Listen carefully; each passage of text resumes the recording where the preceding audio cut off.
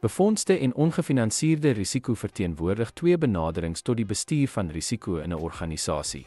Om die verskil tussen hierdie twee tipes te verstaan, is noodsaaklik vir die ontwikkeling van effektiewe risikobestuurstrategieë. Befondste risiko behels die opsy sit van kapitaal of reserves om potensiële verliese te dek.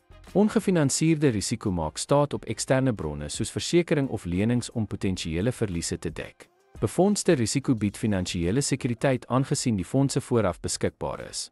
Ongefinansierde risiko kan lei tot finansiële onstabiliteit aangesien fondse dalk nie gereedelik beskikbaar is wanneer verliese plaasvind nie. Befondste risiko word tipies gebruik vir voorspelbare of herhalende risiko's. Ongefinansierde risiko word dikwels gebruik vir risiko's wat minder voorspelbaar is en met eksterne instrumente oorgedra of gemitigeer kan word. Om die onderskeid tussen befondste en ongefinansierde risiko's te verstaan, help organisasies om ingeligte besluite te neem oor hoe om potensiële verliese te bestuur.